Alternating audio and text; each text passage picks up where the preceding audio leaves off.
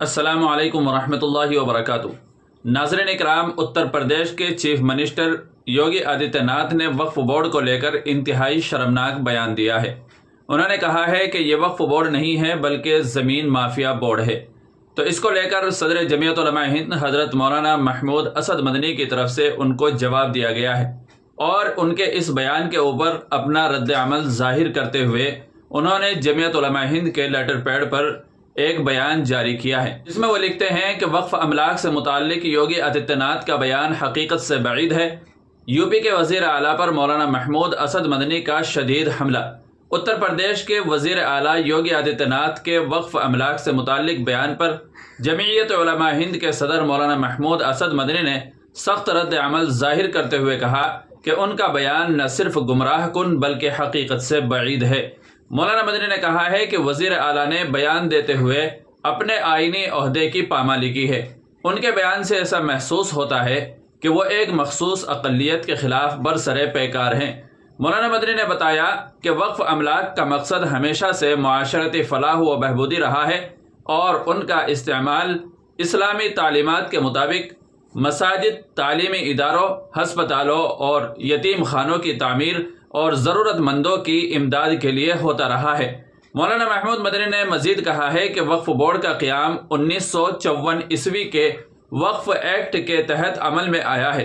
اسی بنیاد پر وقف کی بیشتر ریاستوں میں وقف ایکٹ قائم ہے، جن کی نگرانی اور سرپرستی ریاستی حکومتیں کرتی رہی ہیں۔ خود ان کی حکومت کی سرپرستی میں یو پی وقف بورڈ کام کر رہا ہے۔ نیز ایک سینٹرل وقف کونسل بھی ہے جو حکومت ہند کی نگرانی میں چلتا ہے۔ یہ ایک حقیقت ہے کہ ہندوستانی قانون نے وقف املاک کے تحفظ کے لیے باقاعدہ اور مستحکم نظام قائم کیا ہے، لہذا انہیں اس طرح کا بیان دیتے ہوئے اس کے اثرات اور نتائج پر غور کرنا چاہیے، کیونکہ ان کا بیان کہ وقف بورڈ زمین مافیا ہے، یہ نتیجہ اخذ کیا جا سکتا ہے کہ وہ ملک کے قانون، اس کے آئین اور یہاں کی حکومتوں کو اس مافیا کا سرپرست بتا رہے ہیں، اور یہ کہ وقف جائیدادیں اس ملک کا حصہ نہیں ہیں بلکہ کسی دشمن کی جائیداد ہے۔ مولانا مدنی نے یہ بھی کہا ہے کہ وقف بورڈ کے باوجود اس ملک میں بڑی تعداد میں وقف کی زمینوں پر سرکاری و غیر سرکاری اداروں نے قبضہ کر رکھا ہے۔ اس حوالے سے وزارت اقلیتی امور نے 27 نومبر 2024 کو پارلیمنٹ میں تسلیم کیا تھا کہ 58,929 وقف جائیدادیں تجاوزات کی شکار ہیں۔ بی جے پی کارکن پارلیمنٹ بسو راج بومئی کے سوال کے جواب میں یونین اقلیتی امور کے وزیر کرن رجیجو نے کہا ہے کہ وزارت اور سینٹرل وقف کونسل CWC کو وقف جائیدادوں کے متعلق مختلف مسائل پر شکایت موصول ہوتی رہتی ہے، جنہیں متعلقہ ریاستی وقف بورڈز اور حکومتوں کو مناسب کارروائی کے لیے ارسال کیا جاتا ہے۔ مولانا مدنی نے اس بات پر زور دیا ہے کہ وقف کے حوالے سے بہت ساری غلط فہمیاں پھیلائی جا رہی ہیں، لیکن ایک ذمہ دار عہدے پر بیٹھے شخص کو ایسے غیر حقیقت پسندانہ بیان سے گریز کرنا چاہیے۔ بحیثیت وزیر اعلیٰ ان کی آئینی ذمہ داری ہے کہ وہ وقف جائیدادوں کو تحفظ فراہم کریں، لیکن ان کے اس طرح کے بیان کے بعد یہ امیدیں معدوم ہو گئی ہیں۔